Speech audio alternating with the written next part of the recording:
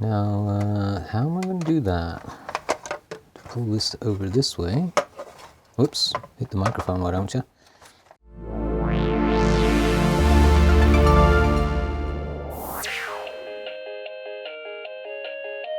Welcome. Today we've chosen something random from the stash. This is called the animal bus. It's a bus, it's got some animals on it, some gears and funky funky eyeballs. Don't know much about this. It's made in China. It's pretty generic, although it looks well made and it has some nice bright colors and stuff. Looks like something a toddler would be right into. We're gonna check out what it does and see what's inside it and all the usual gubbins. Alright, without further ado, let's turn it on and see what happens.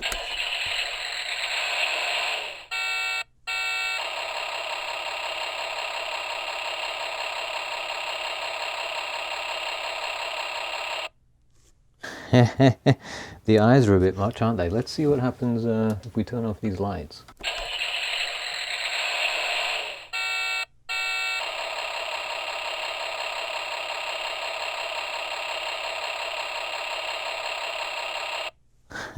Pretty scary. Cool, so it makes bus noises. That's a good start. The eyes, though, I guess they're technically headlights, but they're also eyes in this case. It says let's go here, so let's go. Oh. Okay, well, impatient bus driver here. What next? Try the note button, perhaps?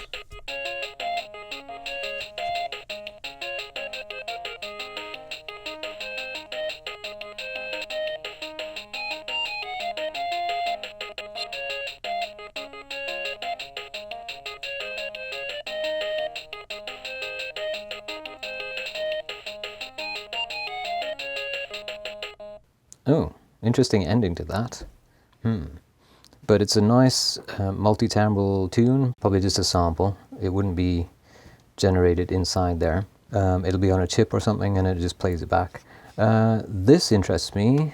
When I was monkeying with it before, it did some interesting things and I was expecting it... Oops. Right, yes, before I was interrupted. I didn't expect this to do anything other than just turn, but it does this weird drum thing and it changes as we dial it, so let's try it out. Oh, now it's not going to do anything.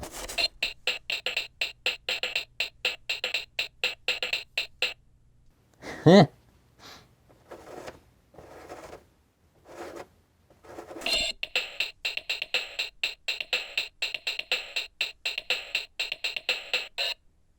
Now I'm not sure how it's doing this. Perhaps it's hitting the leaf switch in there, or a momentary switch, either way. We didn't check to see if it played any more tunes other than La Cucaracha. Let's try it again, shall we?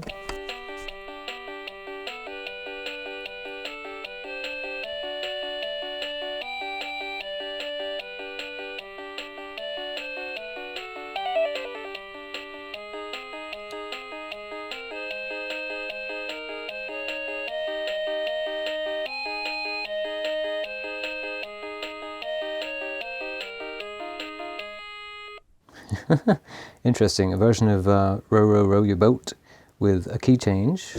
That's funky. We got weird drum patterns on the gears here and multiple tunes by the sound of that. And up here we have these three interesting looking characters. A cat, a monkey, and I guess that's a cow. Yes, definitely a cow. Okay, and let's have a listen.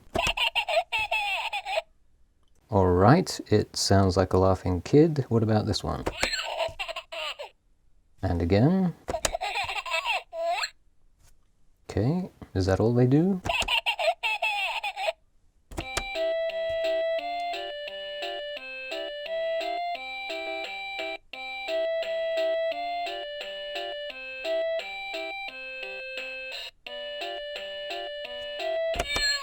Oh, there we go. We do get a cat sound. Okay, so those are on a rotation, so this one must be a monkey at some point. Okay. And the cow. Nice. That's a nice cow sound. All right. So that's the functionality. Let's turn it over and have a look at what's on the back. Oops, it's still alive under there. Whee! Okay, there's no turning this off apparently. You have to take the battery out. So we'll just have to be a little more careful. The screws on this are absolutely bonkers. They're, I need my magnifier. They are a Phillips head. I thought they were something different, but they have the flathead and Phillips combined. To the naked eye, they look like something completely different. So we should be able to get it open with this. Careful not to wake it up again. Ah, oh, look at these. Zern. Super heavy duty. It sounds like something you'd find in a Bond film. Well, they look like they're in good shape, so might as well leave them in there. Oh. It's going to do that fairly often, I imagine. Good, good, good. Okay, so we have 1, 2, 3, 4, 5, 6, 7, 8 screws to take out of this. Well, that one can stay there. Oh, no! I should have just left the battery out, shouldn't I? I do... Oh, no, the cow! Ah. Let's reveal the innards. Oh, it's going to have to go that way. Alright, and as I suspected, there's our leaf switch, and it looks like there's a cam on the twirly thing. There you go.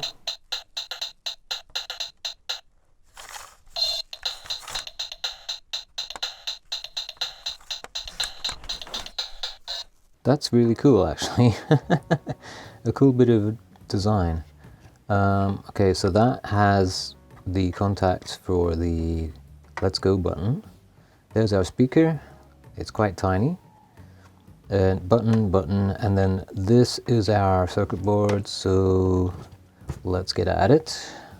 Friction fit tabs here. That gave me some trouble last time. On the dog keyboard, actually, that was quite a while back. Okay, beep. Hey, all right. Well, there's nothing to see here. The black blob, 3 contact switches, all our connections, through hole for the capacitors, and 1 little resistor there, and then one of those weird carbon test strips, I guess that's what you call it. The dog keyboard, when I touched this, it would make a little buzz sound. No, I don't hear anything. But this is a good opportunity to show you how these contact switches work. If I get the angle right, you can see that these are 2 halves, and they don't actually touch. These metal, it's just metal traces. So the kitty cat can illustrate this for us, even though that's not the kitty cat button. There's a little carbon pad in there, which is conductive, and it bridges the gap there. Alright, so the kitty cat has to go back there, and we can screw this back down. Okay, so I've taken the time to take the batteries out and put them in this external case, and we've hooked up our 1 megohm potentiometer between there and the battery terminals. And let's see if we can get this thing to simulate bad batteries or not.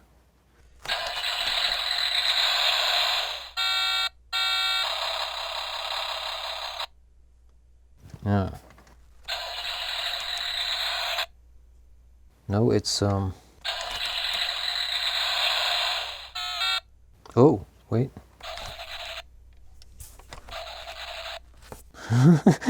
We're having trouble starting the bus.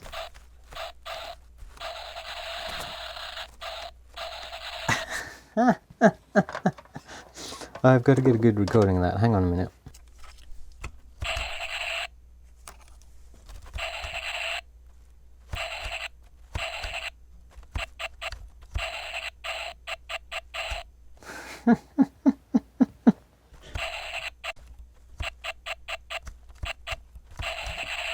It's having trouble.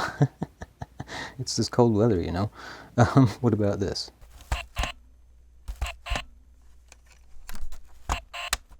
All right.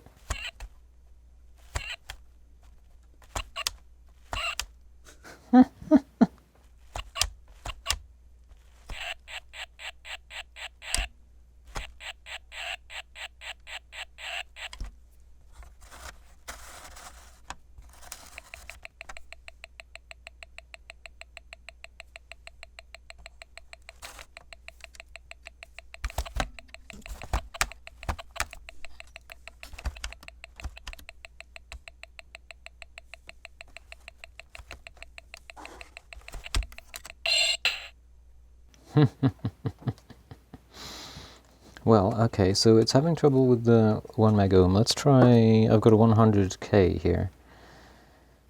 See if that's any better.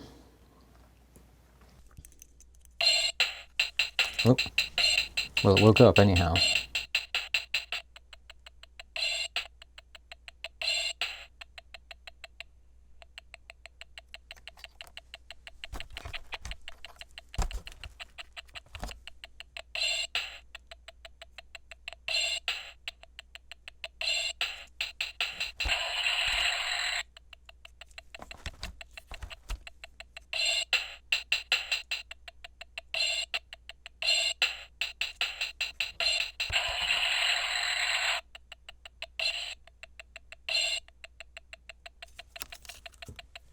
I'm interested to see what voltage that is. So we are getting 2.75 volts. Oh, let's put it out of its misery. There we go. Okay. So we had 2.98 coming in and only 2.75 getting to these terminals, or to the positive terminal there. So it doesn't do well with less than 3 volts, but it doesn't go all wonky like some of these other toys I've messed with. It just kind of conks out on us, doesn't it? So, well, it was worth a try. We can continue our experiments elsewhere, so let's put the batteries back in it for now. So over here we have a couple of capacitors and this one resistor. That's about all we can monkey with, plus the speaker, of course. Sometimes running a lead from the speaker to other parts of the circuit can be fun. And I guess the LEDs, although there is the danger of blowing them up.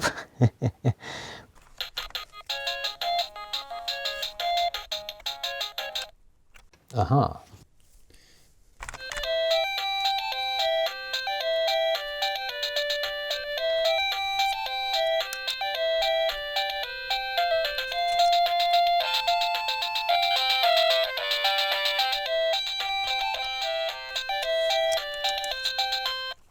Well, we got some action there.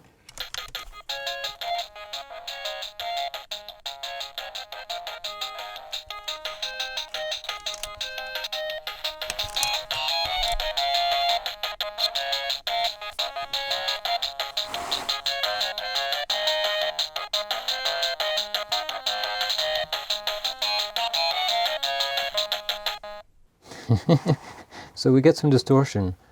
It's a little bit different depending on which side of the resistor we go on. Let's try that again.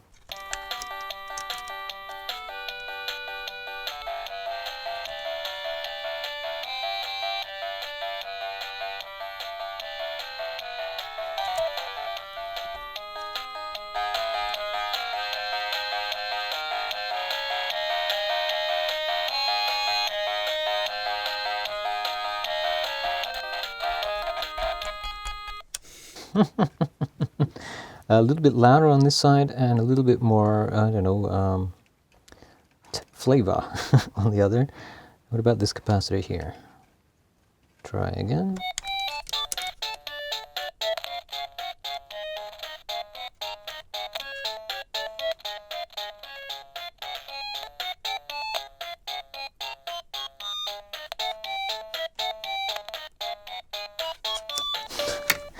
That was pretty bizarre, almost like a pitch drop there.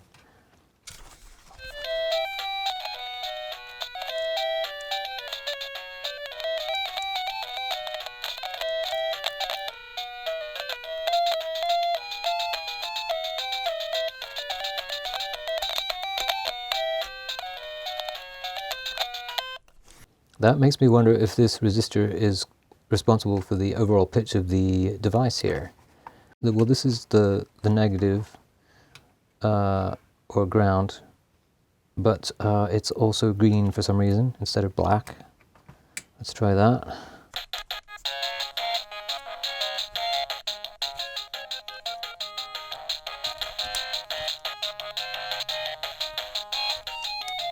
Okay.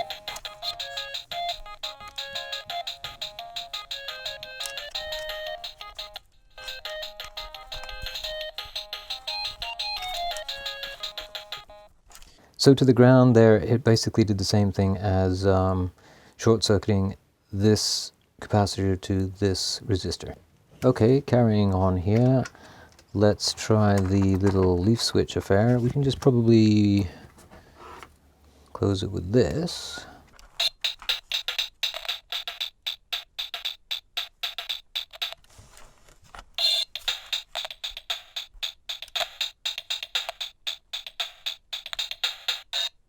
So it does sound like it's starving some voltage.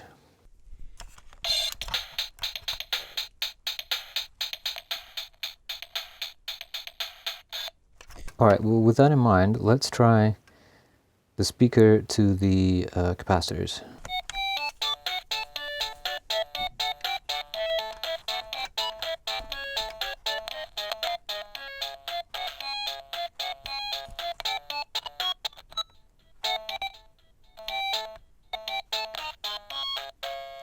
There's a definite pitch drop there.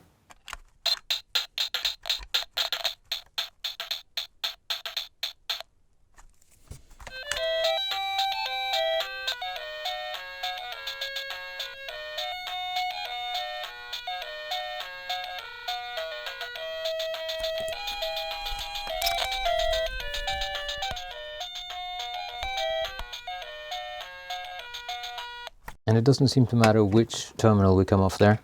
At the risk of ruining an LED, we'll just carefully try touching that to the resistor and see what happens.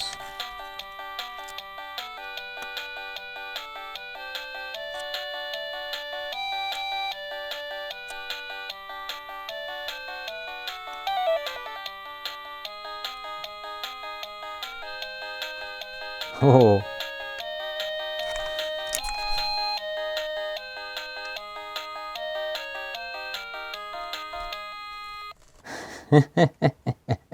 Well, you see how bright it got when I touched the capacitor there.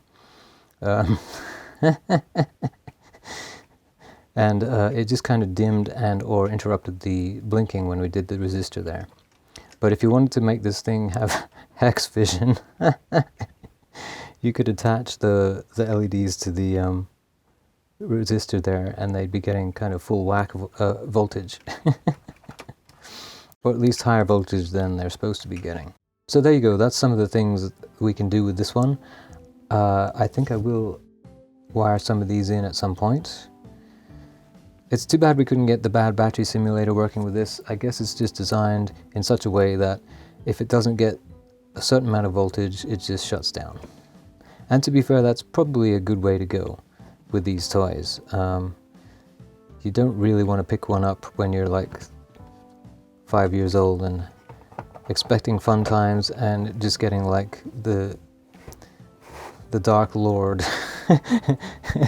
speaking at you, you know what I mean? I almost forgot to tell you what was written on the back here. It actually does have some writing. It says Digo Toys, that's D-I-G-O, production date March 2018, and made in China. Of course it's made in China. Even though everything else is hidden under the black blob, we were able to make some changes to the functionality by short-circuiting those few little components there. We have our notes to refer to later. And the other thing that was very cool was the fact that this little gear arrangement here actually does something. You generally see toys like this and they have all these gears and whatnots, and all they do is turn and don't really do anything functional with the toy itself. But this had that cool little leaf spring, and to illustrate one more time,